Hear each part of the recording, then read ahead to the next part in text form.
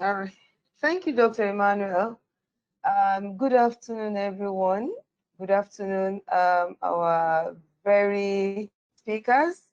We want to sincerely apologize for the hitch that we have starting late having this webinar.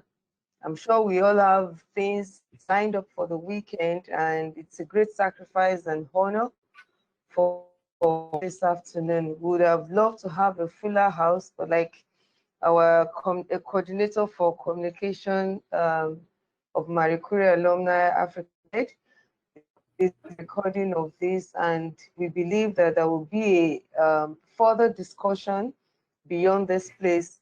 So a brain gain for Africa. In as much as we are looking at research mobility, whereby we go around the world to collaborate and integrate research, particularly in the EU, we also look forward to having brain gain in Africa, whereby all that we have learned or we collaborate with in different researches in other parts of in the Europe, we can bring it down to of the continent. So we look at an interactive and exciting session this afternoon for this webinar, and we are sure that our speakers are well loaded to deliver us and give us more understanding on how we can get brain gain for Africa and to have a better collaboration with the European Union. So I want everybody to sit back, relax, and enjoy this webinar. Thank you very much. Thank you very much for that brief and very catchy opening remarks. So I'll just introduce our first speaker, Professor Wilfred Isioma Ukpere.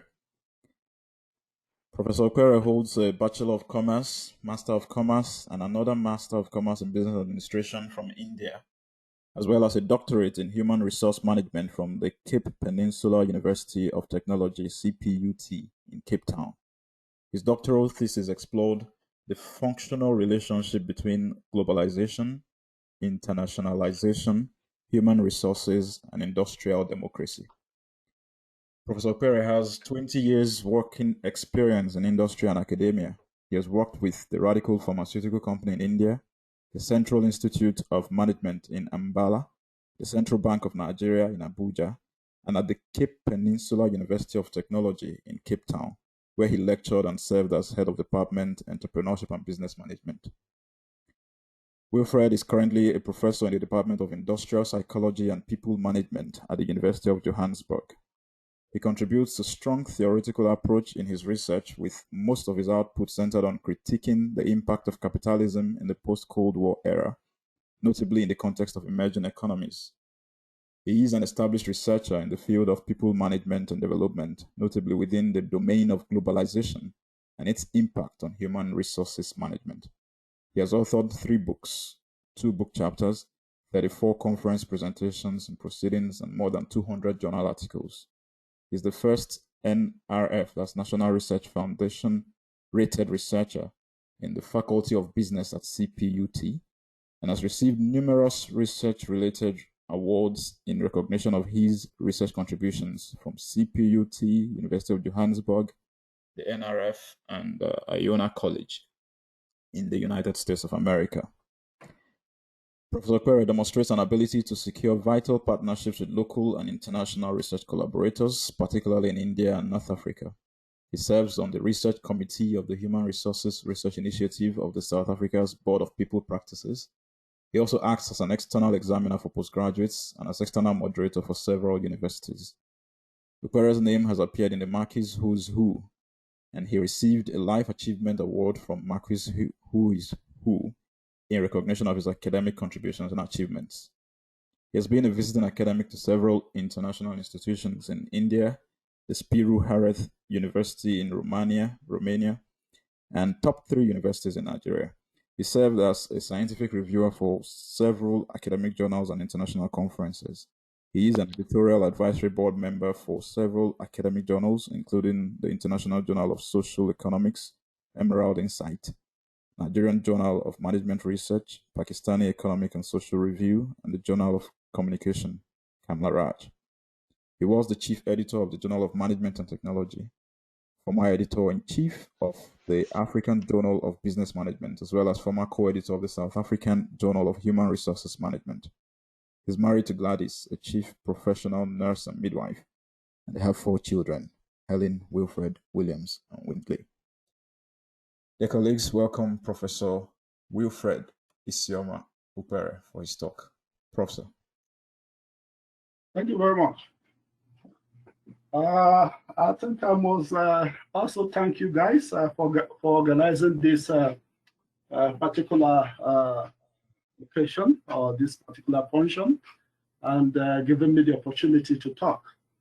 Of course, when I was invited to be part of your program today, I must say that I have a lot of things on my table because since the dawn of the COVID-19, we have been working on that very stringent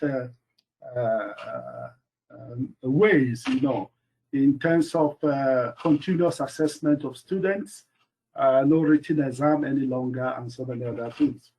But I think it's worthwhile to actually know some new friends and be part of your activities today. Thank you very much. I will be delivering the topic you guys asked me to deliver today. So today I'll be talking on exploring the nexus between brain drain, brain gain, and brain circulation for EU-African cooperation. When we talk about brain drain, I think it's just very, very necessary for us to give a little context to it. Brain drain, which is also referred to as human capital flight. Over the years, we have been hearing about human capital flight, but somehow some people may not understand that it's also one and the same thing as brain drain. It's actually the emigration of highly skilled current and prospective workers from developing countries to developed countries. So when we talk about current, we are talking about those who are already skilled workers, professionals, who are leaving Africa or leaving any country within Africa to advanced countries to seek for greener pastures. And of course, when we talk about prospective workers, we're talking about the students, African students that are leaving Africa to acquire higher degrees in overseas. And to a certain extent, after the degrees, some of them never come back to Africa again, So that is why we speak about highly skilled and of course prospective workers from developing countries to developed countries. Now, with regards to the origin of brain drain was first coined by the British Royal Society to depict the persistent exodus of engineers, physicians, scholars, and other professionals from the United Kingdom to USA and Canada, I think particularly after the Second World War, So that is a little bit about the context.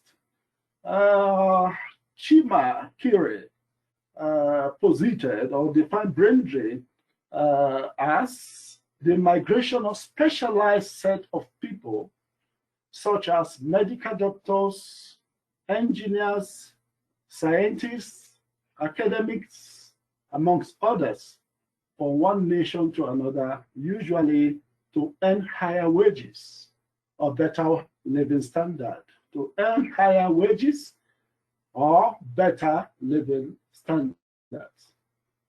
So in other words, brain drain results in the loss of highly educated individuals with great expertise and sometimes wealth of experience, and of course, from mainly or generally poor countries, which is of course the source, to majorly rich recipient countries. For instance, brains moving from Nigeria or moving from South Africa or Ghana to countries like the rich countries of the world, like United Kingdom, United States, France, and of course Canada. I say that is a clear example of brain drain. So within the context of the current paper, with regards to our current paper, brain drain simply refers to the emigration of highly skilled professionals from Africa to Europe, America, and of course, Middle East have been added to the whole issue as one of the brain gain countries, or countries that Africans are migrating to. If you go to Dubai today, you see a lot of Africans working in different organizations in the Middle East or in Dubai. Can you see? And of course, some Asian countries, people from Africa now are even taking jobs in some Asian countries. But if you look back in the 80s, you will see that, for instance, the Middle East is more or less a desert. And in fact, they were in fact coming to seek for African support. And the same thing applies to Asia. In the 80s, in the 70s, Asians were coming to countries like Nigeria to work. So Nigeria was like, in fact, the recipient country with regards to brain drain. You know, I remember that at least I met some of the Indians as my class teacher when I was in class 1, you know, in that particular environment. So, and Australia, where wages, they normally move to places where wages, working condition, and living condition are better than their native countries. You see, where wages, working condition, and of course living condition are better than their native countries. So every day Africans are losing their best scientists, or African countries are losing their best scientists, academics, doctors, nurses, accountants, and other sought after professions through this phenomena called brain drain. Now we progress. Over the years, it has been observed that brain drain has adversely impacted on the socio-economic development of countries in this mother continent, which is of course Africa. Over the years, it has been observed. Because if you look at our hospitals today, you see that we have huge shortage of doctors. Or you look at our environment, you can see that we have huge shortage of engineers. But when you go to America, you see that most of the hospitals are dominated by Nigerian doctors, Ghanaian doctors. Can you see? Doing the real job. In fact, recently, a Nigerian doctor was able to operate a woman who was having a problem with her child in the stomach by operating the woman, bringing out the child, and of course, fixing the child back. What a medical breakthrough, can you see? So these are the things we see every time. The fact that we have observed a kind of adverse impact in terms of our own development while improving the lots of other countries or supporting the development of other countries outside Africa. So the migration of highly trained professionals out of Africa leave many countries in the continent short of the requisite skills to address the economic challenges confronting them. So this issue of brain drain is actually hitting Africa hard, you know, in the sense that when these powerful professionals and skills migrate, it actually creates a huge vacuum in terms of Africa meeting up or rising up to the challenges confronting them day after day. Now, with regards to the problem statement and objective of the paper, I would just like to just give context to it. Several factors are responsible for brain drain of professionals from Africa, such as economic, socio-political, or even personal factors. It cost nations in the African continent huge resources or amount of money and time to train their professionals who eventually migrate through brain drain to more advanced countries of Europe and America. There's always an expectation that after a while, some of them might return to their native countries to contribute their wealth of knowledge and international experience and exposure to their native country in Africa through brain circulation, or what is also referred to as brain gain. However, in most cases, this dream seems to have become a mirage owing to some social, political, and economic challenges which have not changed since they first left their native fatherland or their native lands. You see? So, the objective of this research will actually be to explore the nexus between brain drain, brain gain, and of course, brain circulation. And the second objective there is to reflect on how brain drain of African professionals affect the economic development of the continent. Then the third one there will be to prefer as well as reinforce some already identified solution to the problem. Then the next one is to explore ways of improving EU and African cooperation in the domain of brain drain, brain gain, and of course, brain circulation.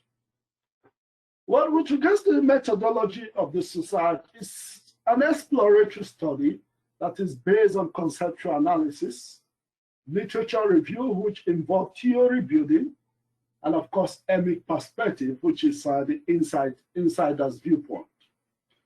Due to time constraint, because I was just, like I said, I was just informed on a very short notice, so you don't have time to start digging into primary data to start asking questions. So I decided to rely more on secondary data in terms of preparing this work. All right. Now, who are the targets of brain drain? Like I have already mentioned, if you look at the diagram there, you can see the targets. Country A there is, of course, let's say African countries or countries within the continent of Africa. And you can see those that are living. They are students. You see, many of our students, many of our prospective students are leaving Africa to study overseas. Why? Because also the education system within the African continent has been so compromised. I see. You will give a good example of Nigerian university. You can see that there are so many challenges with Nigerian university. In fact, in the 70s and 80s, Nigerian universities were one of the most recognized and most revered universities in the world. To the extent that most African countries even come to Nigeria to study. But now today, our universities are just a mere shadow of themselves. And the continuous strike between ASU and, of course, the government has become a permanent sight within the Nigerian environment. So that alone can prompt a lot of people to leave. You can see most of our students are now moving to Europe. Many of them are moving to Russia. Many of them are now migrating to Ukraine. Many of them are migrating to Hungary. You know, not just America that we used to go before, America and United Kingdom. You can see Nigerian students everywhere in every part of the world. And of course, since the fall of apartheid in South Africa, if you see the body of Nigerian students in South Africa, you'll be wondering if all Nigerian students have left Nigeria. So this is a very good example of that. At least within the African continent, I think South Africa is still maintaining some standard compared to so many other countries. And of course, Ghana is also rising up in terms of academic issue. That is why you see that also a lot of Nigerians are moving into Ghana to study. Can you see? Because the ASU strike can actually hinder a student who was planning to complete his study within a space of 4 years, then spending more than 7 years doing a first degree. And it strikes me, it reminds me of myself who studied overseas. I remember when I came back to do my national service also in Nigeria, people were asking me, how come you have all this degree? And some of these people asking me this were even my senior in terms of age. Because when I came to do my national service actually in Nigeria, I have already a bachelor's degree and 2 master's degree. You see, so I just felt, okay, let me do the national service, you know. So those are the issues, the challenges, you know. So students that are delayed in Nigerian university cannot even articulate to advance their degrees, you know.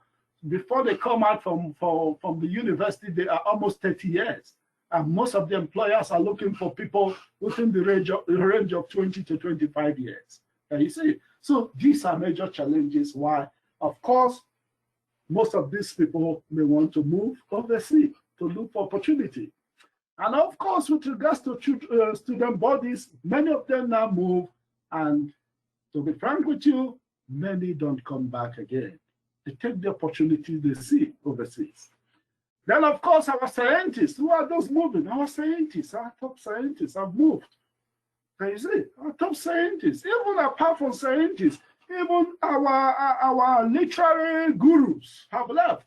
Once upon a time, Professor Wole Soyinka was a professor in the US, you know, for so many years. The same thing applies to Professor Chinua Achebe, was in the US. Can you see, for so many years. And these are people who are supposed to be grooming the young Nigerian talents in that particular space. Can you see? So these are challenges. And if you come to South Africa, you can see a whole profile of Nigerian academics. The same thing applies to America. The same thing applies to when you go to UK. You see academics, African academics, Nigeria, Ghana, and of course, Nigeria, Ghana, Ethiopians. Can you see? So these are the major countries where we are actually experiencing the bigger brain drain. And of course, these are the most populous countries within the African continent. You see? So these people move out of Africa to Europe and of course America, and to certain extent Middle East nowadays. And the painful aspect of it is that they acquire a lot of experiences, a lot of technological know-how, a lot of exposures, a lot of expertise, but now they don't come back. They don't transfer this knowledge that has been gained outside, outside the shore of the continent back to the continent. So they serve the African, they serve the advanced countries or the European continent, or of course American continent, till they become old. I remember when I went to the US for a conference, I met a 70 years professor from the western part of Nigeria, who is still struggling and of course still lecturing in the United States of America. So these are the things we see. He cannot come back home. Come back for which facility? So those are some of the issues. So these are the targets: the students, the scientists, the professionals, are the brains that are drained. Now they go outside the country, they acquire some brain, which is of course the gain, but now they don't transfer this gain to their native countries. Now we progress. Now, what are the causes of this brain drain with regards to African professionals leaving their country of birth or leaving their native country? The main, in terms of the causes, I think we can demarcate them between the push factors and, of course, the pull factors. Push factors are the factors that are pushing people out of their own country of birth to seek at greener pastures in another man's country. And of course, the pull factors are those attractive things in another man's country that is actually drawing people to go to another man's country. And when we look at some of the pull factors, there you can see unfavorable condition in developing countries, very unfavorable condition. Things are not working. Everything is totally going upside down to the extent that somebody says, no, some of the African countries are no more developing countries, but underdeveloped countries. Can you see?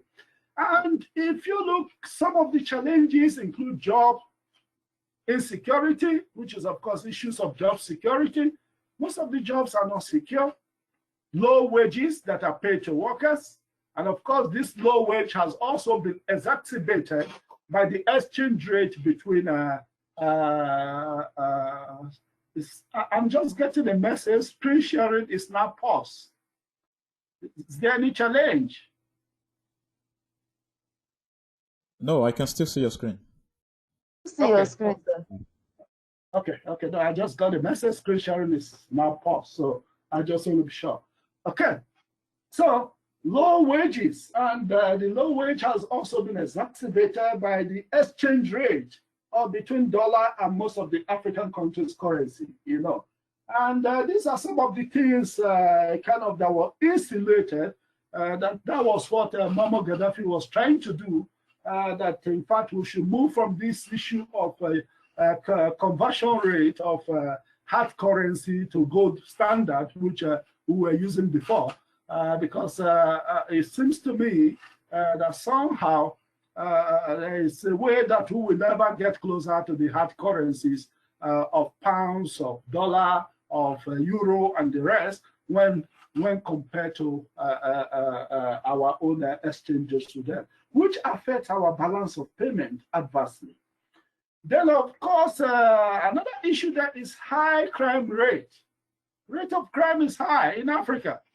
And after enduring first attack, second attack, third attack, if you have an opportunity, you will run away. And you see, crime rate in Africa is also making people, most African countries, also making people to leave their motherland. For instance, in Nigeria, look at the number of crimes.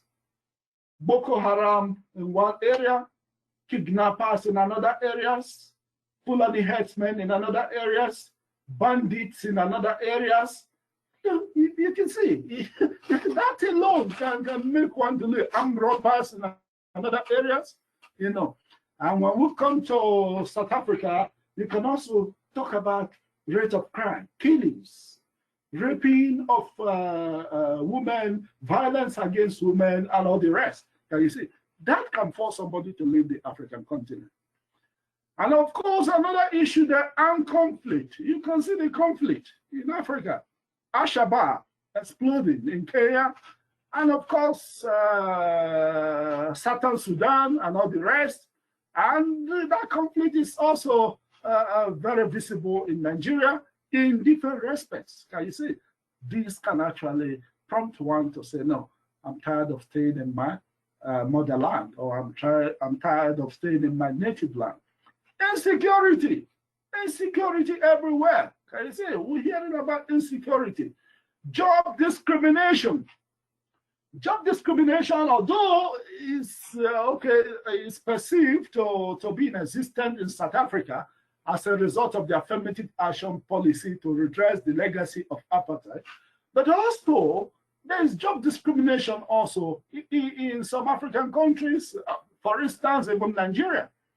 You may be well qualified and you don't get the job. And somebody may get the job because of the tribe or because of the ethnic group he belongs to. That alone can make you feel that, oh, I cannot become a second-class citizen in my own country, and as such, you move to a neutral ground where you'll be valued, and your talent will be appreciated. And of course, another issue there is lack of basic infrastructure. No infrastructure. I was delivering a lecture at ESU Business School last time, and I told them, look at the infrastructure. No good hospital. The leadership is rushing to overseas to treat themselves.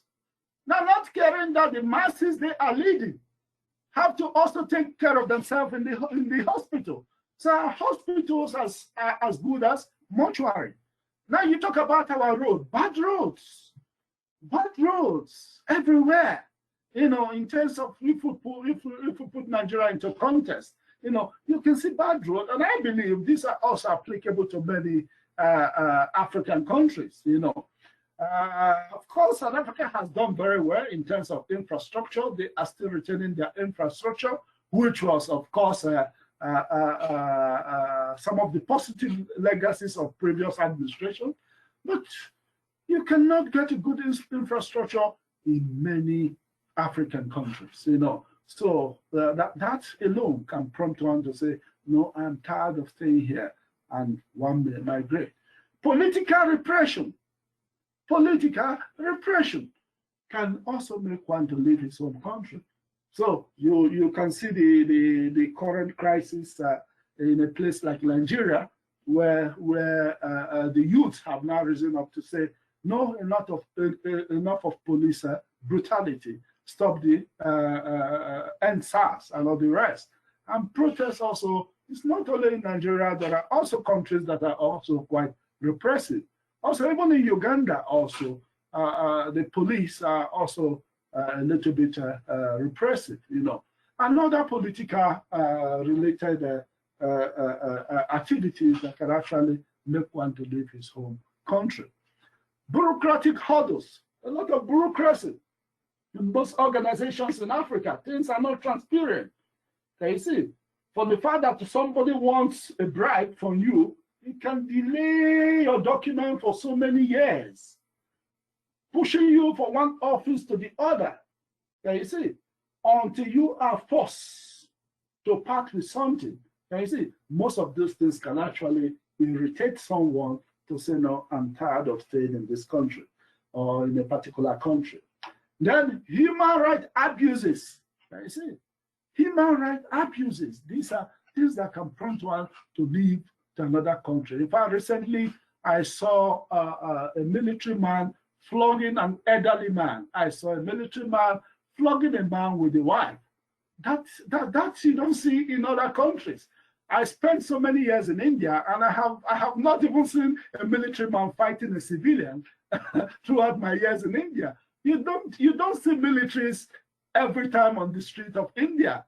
They only come out when there is war. They stay in their barracks. Can you see?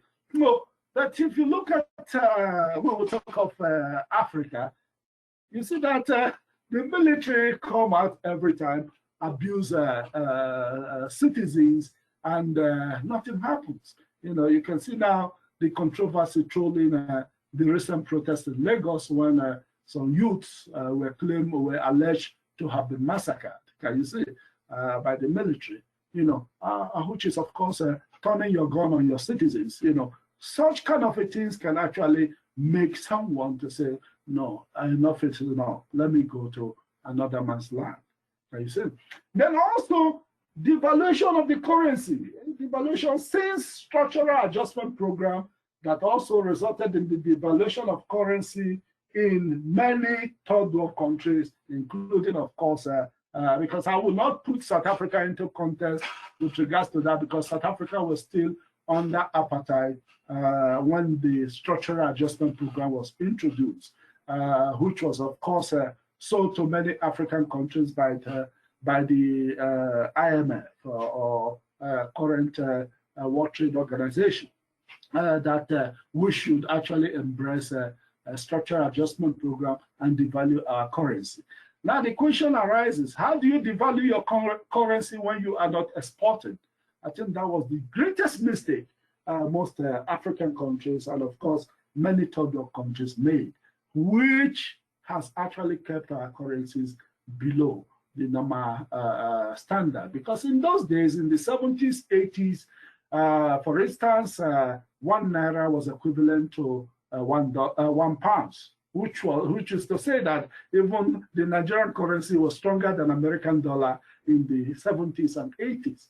But compare where it is today, $1 is almost 150 or 170 naira. So you can see that what you can buy with 1 naira before now, you have to bring cough at about 470 naira to buy that.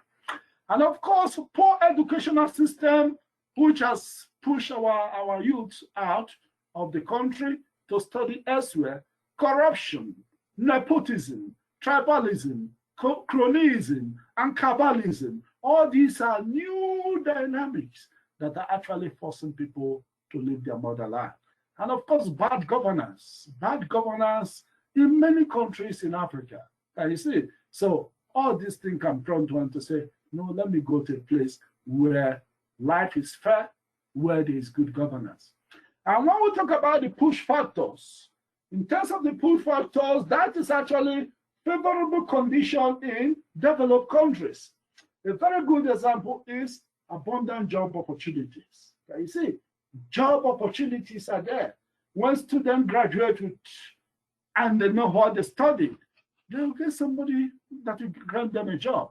And if you get a better job and you are earning a hard currency and you are paid well, I think with that you say au revoir to Africa or to other African countries. And of course, high salary, is part of this. And another thing also in terms of the pull factor is prestige of foreign training. Prestige of foreign training. That is to say that you feel that fulfillment getting a foreign qualification.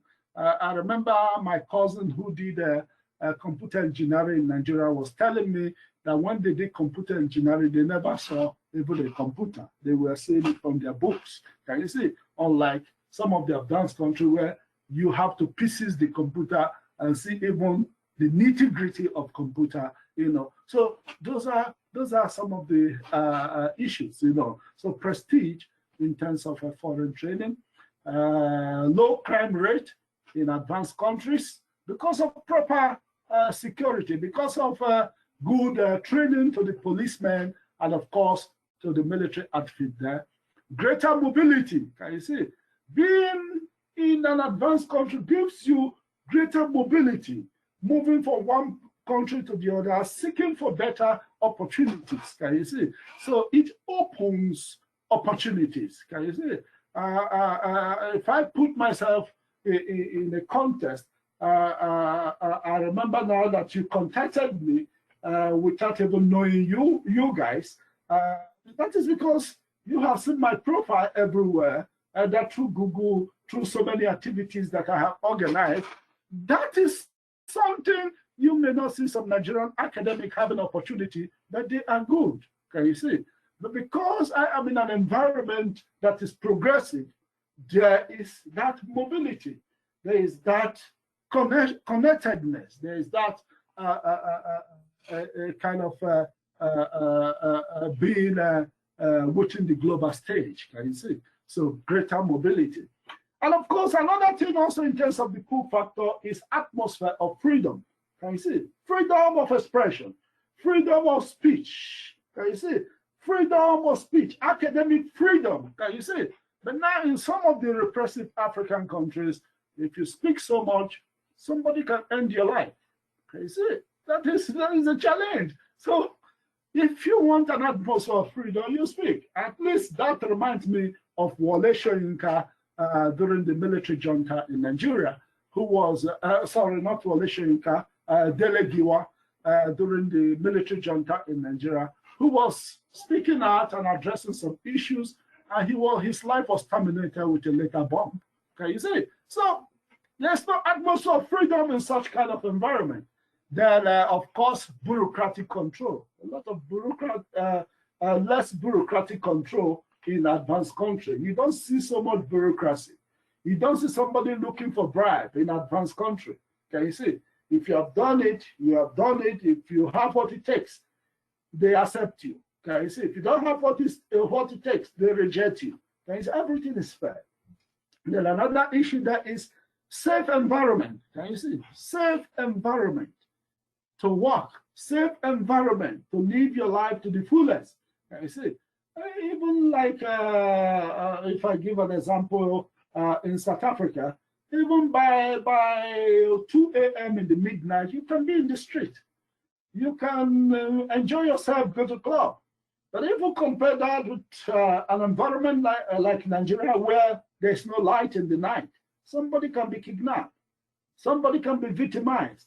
And you see, under such circumstances, one may decide to say, okay, let me leave this environment and just have a good life. Then another one is higher standard of living. There's no doubt that the advanced countries have higher standard of living. And anybody that wants good thing may decide, oh, let me move to an advanced country with my expertise or with my profession. And of course, good governance. Can you see? There's good governance. Can you see? Can you compare the governance in Britain or in America with the governance we are seeing in Africa? No. Of course, the answer is no. So such kind of a thing can actually prompt people to say, let me move to another country to live a better life or to make progress in life. All right. Now, motivation with regards to South Africa. What are the motivations that have made many people to live, some people to live in South Africa? And when I say some people anyway, with regards to South Africa, it has to do with demography. So I believe that some of those who have left more are, of course, the white skilled workers in South Africa. Immediately after the end of apartheid, we started seeing some of them leaving for one reason or the other. And those reasons have been contextualized in this chart that I'm presenting to you.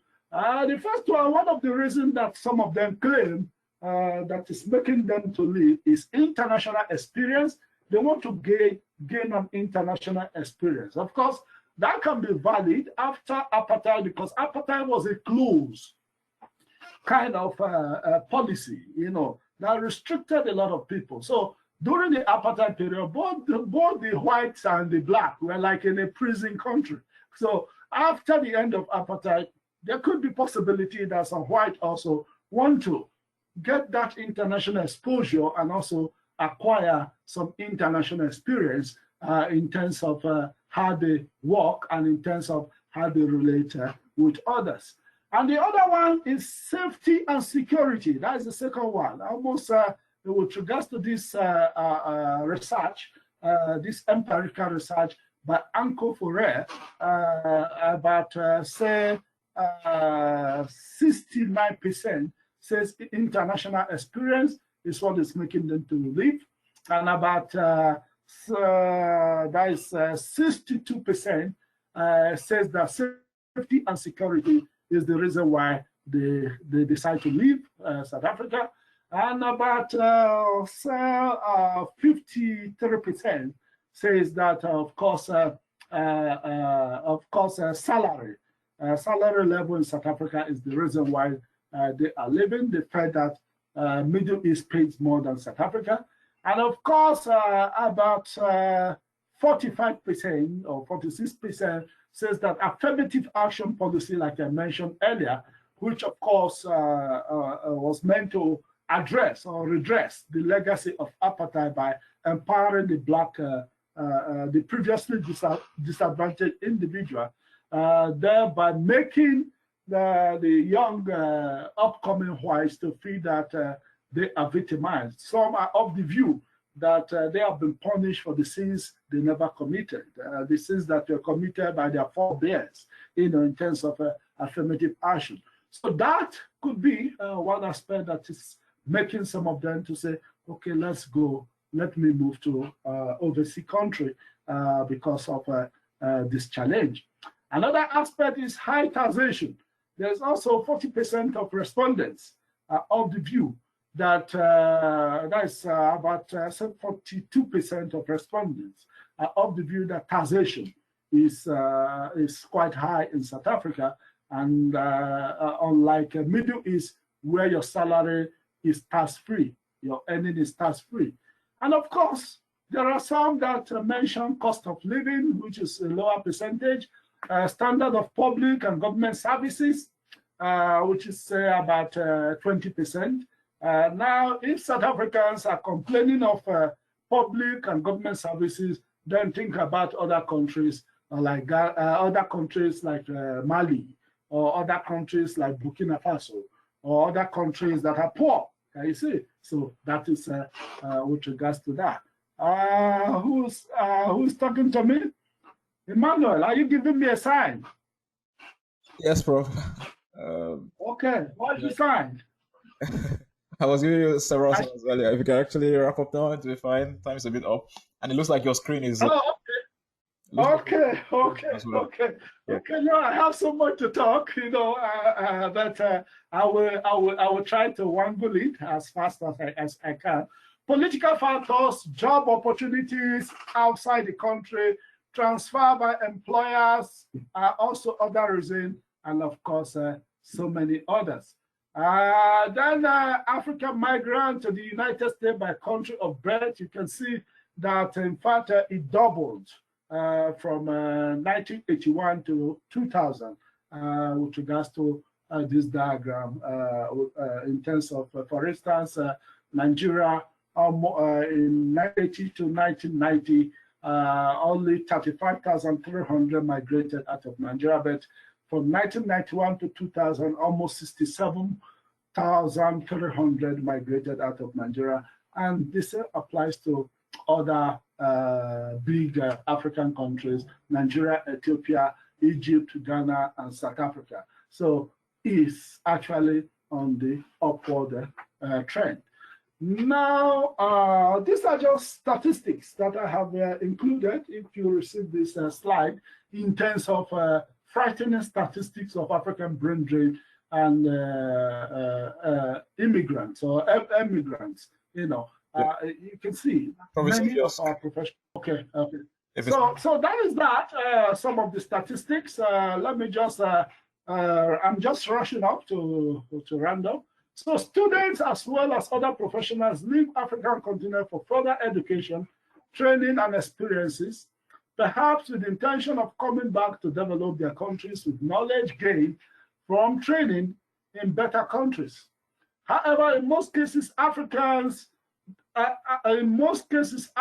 does not reap the benefit because the brains refuse to come home after the trains. Can you see? And of course, effect of brain drain. Let me not belabor myself because I have actually spoken about them. These are some of the effects with regards to brain drain. And how do we revise the trend? One aspect of revising the trend is stopping the brain drain. It's not impossible, in fact, but of course, there are so many ways we can revise it. For instance, it is, wealthy countries and international organizations should send money also sometimes to boost the salaries of African health workers.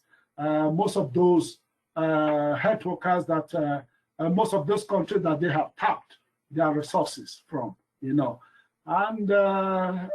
some of the things there that are regulation of expatriate living in Africa, Now, enhancing brain gain and brain circulation through African and EU collaboration.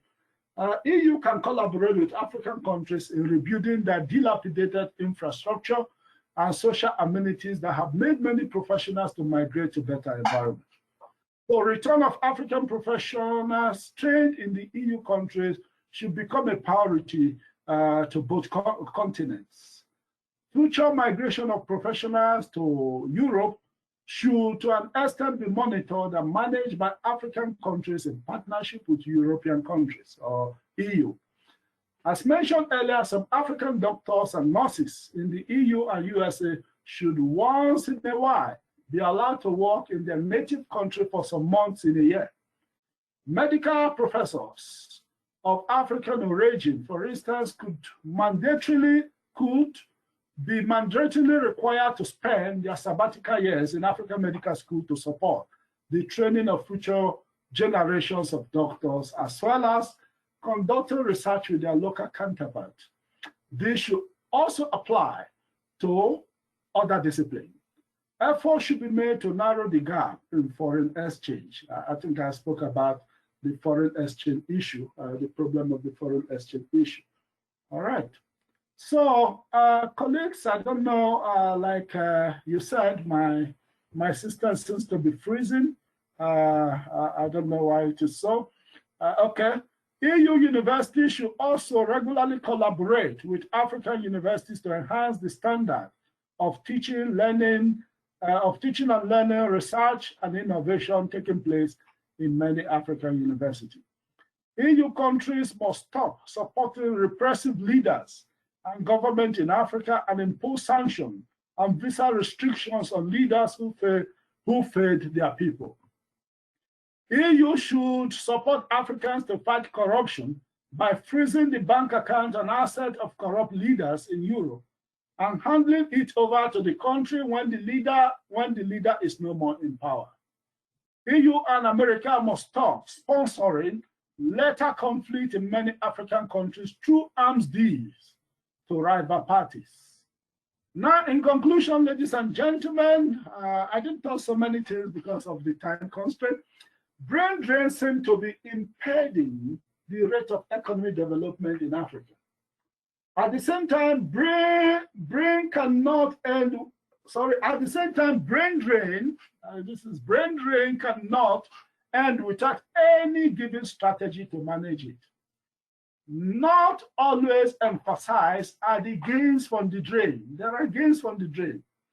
The African continent will continue to derive considerable benefit in resources and human capital as a result of brain drain in the form of brain gain and circulation. The only solution, just like a virus in humans, is to accept and learn how to live with it by making the best of it.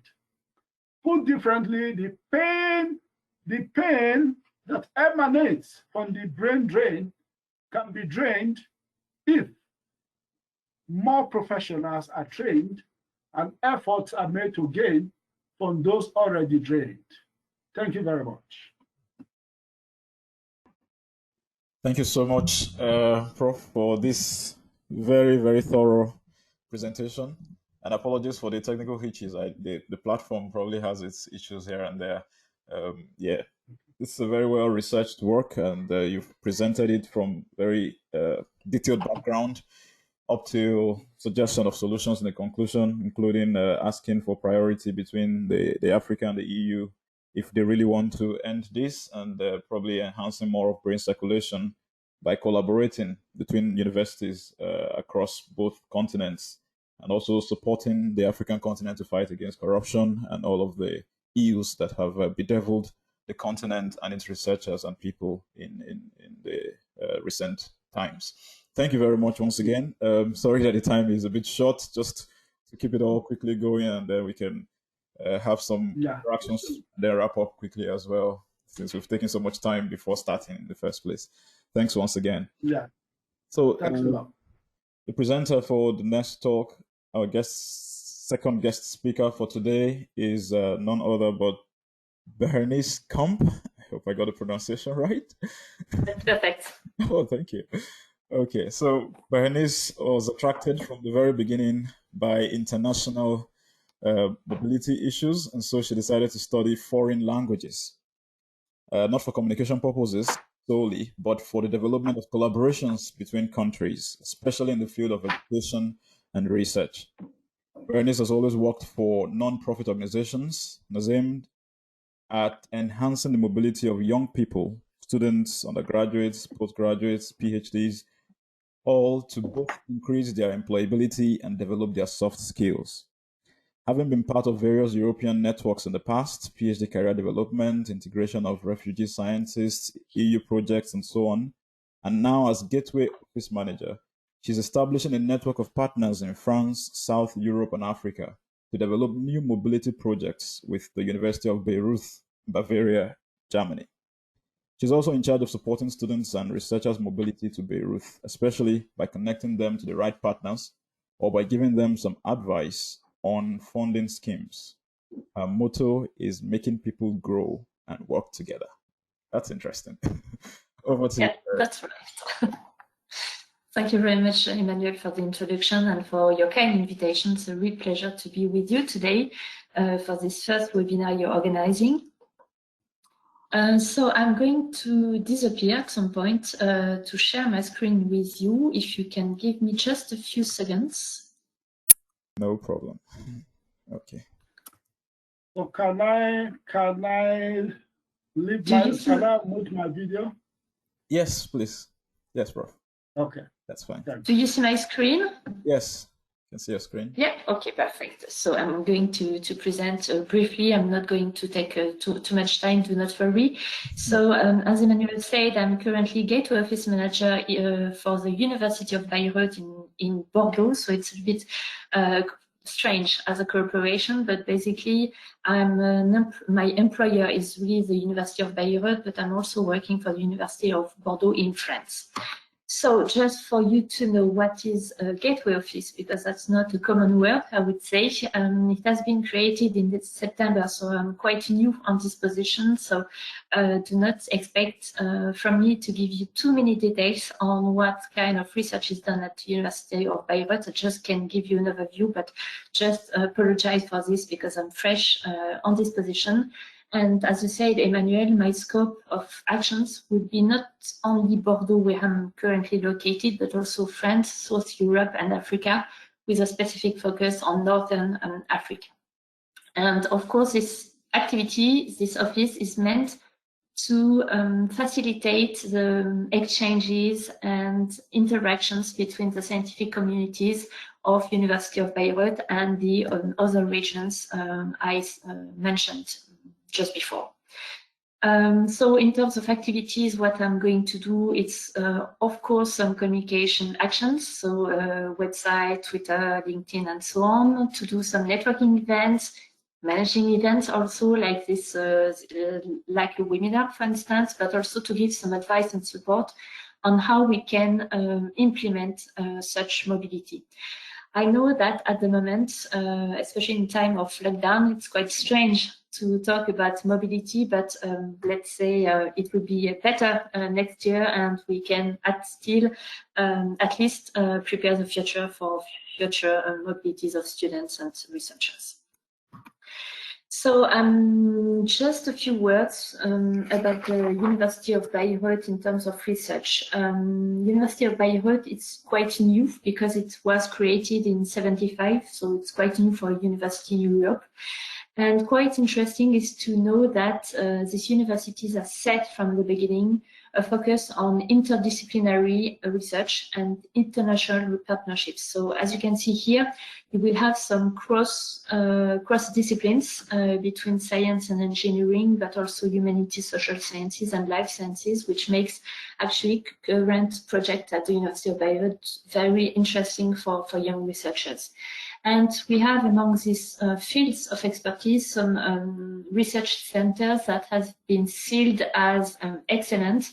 And among those, you will find, for instance, polymer sciences or environment, but also African studies. And I will come back to that a little bit later. Just for you to know, if you want to know more about the kind of research it's done at University of Bayreuth, I will be organizing in January a series of webinars to present the different research fields at the University of Bayreuth, and the speakers will be the scientific coordinators, and they are going to present actually what's done and what opportunities there are for young researchers. So do not miss this opportunity if you're interested in it. Registration will be launched in the next few weeks, so if you're interested, you are more welcome to join us for this event in English and online.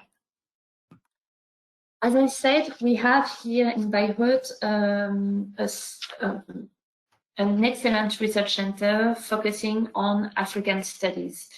You must know that University of Bayreuth has a strong link to Africa, especially through the African studies. The university is tackling with an holistic approach. And by that, I mean that we don't consider only the cultural side of Africa, so literature, language. We are also considering other fields like geography, politics, development, urbanism, engineering, and so on, to do research on the global context of Africa, not only specific fields of Africa, in Africa, and with the diaspora of African students and researchers too. So basically, through this research interest on Africa, we have strong partnerships with African universities, as you can see here on the slide. And something you should know also, we have this cluster of excellence, Africa Multiple, which is a project which has been funded by DFG, which is a German agency for research funding. And basically, it has been sealed as an excellent research center. So focusing on African studies, I explained it to you just before. And among this cluster, we have developed a network made of 4 African cluster centers, Kenya, Nigeria, South Africa, and Burkina Faso, that enable then really mobility of researchers and professors between Bayreuth and the countries being part of this network.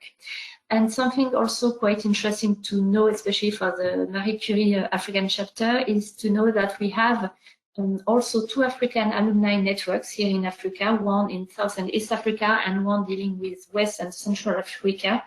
And with these networks, we organized in the past some events on specific topics like German-African cooperation in science and technology and business also, but also the use of new media in research and teaching, for instance.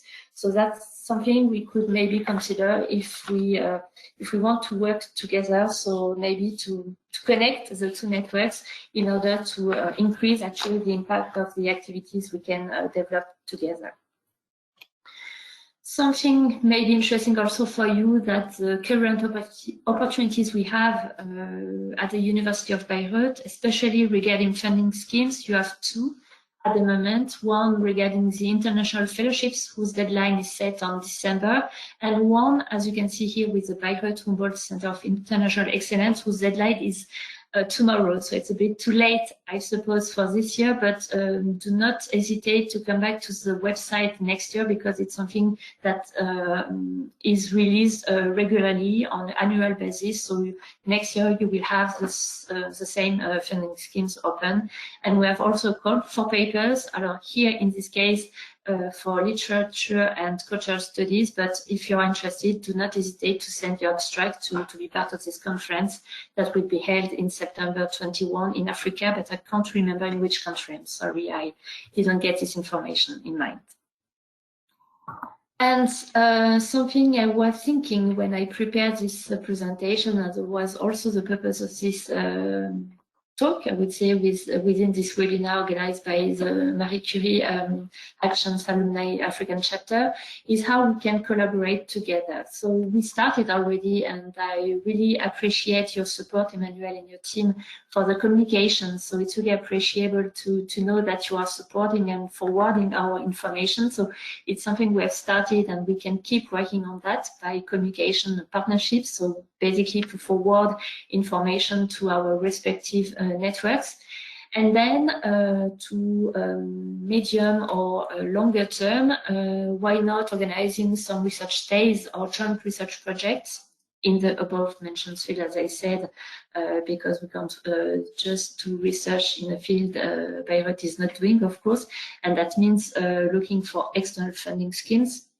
But you can also organize, and that's something that is maybe easier to implement, joint events. And some examples of activities we can do jointly will be networking events. So basically to connect or interconnect our communities, but also stakeholders in research, development, and innovation. For instance, business and companies, for instance, could be very interesting, because I know that many European companies are also here located in Africa. So that could be also interesting to work with them on this topic. We can also apply for funding for the European Research Nice. If we set, for instance, we focus on EU-Africa cooperation, we can also organize summer school and so on the topics which are relevant for us and maybe for you. Let's discuss this, of course: mobility, scientific collaboration with non-academic partners, African diaspora, challenges and opportunities for EU-Africa cooperation, and so on. And as you can see here on this last point of this slide, we are really open to any other ideas you may have. We will be very happy to discuss any potential for collaboration. And just to finish and to conclude, do not hesitate to follow us on the social media, especially Twitter. We have just created our account 2 months ago, so Gateway Office BX for Twitter, and we will have very soon, so basically next week or in the 2 next weeks, I would say, online our website, which will be very specific for this Gateway Office Bordeaux. As I said, my scope is not only Bordeaux, France, but also Europe and Africa, especially North Africa. So that was for my side. I was maybe a little bit short, but I know you're running out of time, so that's why I didn't want to waste too much time on that, but do not hesitate to ask me any question you may have regarding what I've presented or any ideas for collaboration. And thank you very much for giving me the opportunity to present briefly what we do and what we intend to do in the next few months and future. Thank you very much. A very, very wonderful talk there. Thank you so much for this brief and straight to the point talk. There's a whole lot to unpack from there, and you've said them so quickly. Hopefully we'll begin to talk from here and talk further on how we can unpack all of that and work together going forward. We have a collaborator for research collaboration coordinator, but somehow he had to just leave shortly a while ago. Bernard Kanoi is an assistant professor in Japan, and he says it's far late in the night right now, so he had to go off to sleep. But we'll pass this on to him because I'm sure there are lots of things he would have to get in touch immediately to start working on. The joint research projects, for instance, and research stays and organizing events together. I think the European Researchers' Night proposal there's a call for it currently, so probably that might be something to start working on quickly from now forward. The idea of all of this, the brain drain, brain gain, brain circulation, just like the professor had said, is to have these kind of collaborations going on with things happening in Africa, in Europe, and circulating about, such that institutions across both continents can gain freely from the researchers and what they have to offer. Once again, thank you very much for your presentation and for your patience and understanding with the hitches earlier. I would now time again for any burning questions. And I'll summarize, I'll add also time for basically, let's say, comments and interactions from participants. So if you have any comments, any question for any of the speakers, now the floor is open. Recording will also be made available to our members. At the last count, we have over 114 members, and we reach them very easily via email. So I'm sure a couple of people would get in touch with Professor Ukpere and with you as well, Berenice, after now. So be ready to answer some more questions in the coming days or weeks from our members. Okay, so I can write my email address in the chat box for people who want to connect with me that would be great. at any time, so do not hesitate. I'm here for that. So.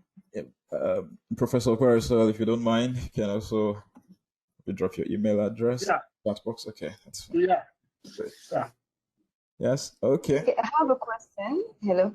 Okay. Yes, please go on. Thank you very much, Professor Berenice, for the work. But it's, my question would be a bit of corroborating offset. You know, many of, let's come to Marie Curie Alumni Association, those of the alumni members that are resident in Africa. One thing is that for every one of us to be a part of the alumni means that at a time before, one once held a or scholarship, and by virtue of returning back to work or going back to maybe family or work or other responsibilities, you find yourself back in Africa. I want to say, brain when you go to do your research outside the country, again to your home country when you go back to technology or anything you've learned to your country. But one thing I see is that there is always an end, kind of. Some people get stuck when they get back to Africa. And for us to get a nexus or bringing back, improving the cooperation between, it would want to be that there should be a continuous mobility collaboration, not permanent mobility. Like Benny suggested that there could be collaboration with researchers or research institutions in Africa. Yep. There could be when you return back to Africa, maybe once in a few years, go back for a few months to update yourself on your research work, then go back to your country. Do maybe partnership in supervising students. UK that collaborate with my university in Lagos, University of Lagos, that we have an MOU whereby a student can register, let's say for a master's degree or a PhD degree in Africa, and would have a second advisor. So the student can have maybe 3 months or 6 months to go to Europe to do part of the studies and return to Africa for the completion. Like, for example, I am a beneficiary that I got a scholarship to the UK, courtesy of the Commonwealth, of my PhD in the UK, and returned to Nigeria to complete my PhD. And over time, that had led to an exchange of my students going to the UK. But one thing I see is that oftentimes we tend to go to the UK to do part of our work or go to Europe, but we don't have that pull factor from the EU to Africa. Oftentimes we go there to give, but we don't have a recipient. So I would want this nexus or the collaboration to be a two-way, not just Africans going to the EU for research. We should also have them maybe short-term teaching engagement or research and collaboration. That's just my thoughts based on what the speakers gave this afternoon. Thank you very much for that. Also, wonderful contributions. In fact, in line with that, something on that, okay. Emmanuel, if right. you don't mind. Yes. I totally agree with you. What's very important is this network and keeping contact and keeping in touch with your home country, I would say. And with these exchange programs or joint research projects, that's how we can really connect Africa and Europe, for instance. I come back to this example. We have, for instance, at the University of Bayreuth, we have an Erasmus Mundus master's programs between France, Germany, and Portugal on African development. And because we have this network in Africa also, students from this tri-national program can come to Africa to do a part of their research, for instance. So I totally agree with you when you say it's important to have this also pull factor to Africa. And what will be very important from my side, but I'm not expert, will be, of course, the network and to make the research in Africa more visible. And that's actually what I have in mind when I was talking about summer school or European researchers' night. Is really to promote the research done and to make people in Europe more aware of what is done in Africa. Just to add on what you said. Yes, thanks very much for adding to that as well. And I was going to mention that someone contacted me before this webinar. I guess because of a time change, she wasn't able to make it with her team. They are the Lecturers Without Borders group. So she mentioned that what they do is they send lecturers from Europe to Africa to teach in several schools there. So they're coming on holidays. It's voluntary. It's like a charity organization. They come for their own normal holidays, but they spend like a whole semester or a particular period of time to teach in African schools and higher institutions. And I thought she was going to be around to also briefly talk about how their programs are going on and how we can pick up together and work. But I'll share the details as well. It was in the last newsletter, and probably say more about it in the next newsletter for us to begin to collaborate and work with people like that as well. And also with Berenice and the options, the options she has suggested as well are places we can catch in for things like this. I also want to make a contribution just to say, picking up again from what Dr. Temilola just mentioned, the Marie Curie actions need to also find a way to follow up on researchers after the program. I remember I was in Brussels the other time, and I was being told that if I was resident in Africa, there are several partnerships that are going on in terms of discussions on how the program can change a bit to have African scholars or fellows finish up their program and be supported to return home to establish their own labs and groups and continue the partnership in that way. But they were looking for people to discuss with at the time, people who were resident in Africa. And this is actually one of the motivating points why I try to be active in the Marie Curie Alumni Africa chapter, so that this kind of relationships can begin to work. There seems to have been a disconnect between those trying to help the brains to circulate across Africa and the people that should be supporting in that wise. So we're hoping that webinars like this and this group and collaborations will begin to come out of it, can create the platform and opportunity for those kind of partnerships to go on. Thanks again for the comments. I'll just leave the space now for final comments from the two presenters before we wrap up. If you have any more final 1 minute of inputs to make, Professor Ukpere and Berenice. If none, no problem. But if you would just want to say some final comments, that'll be fine. Ladies first.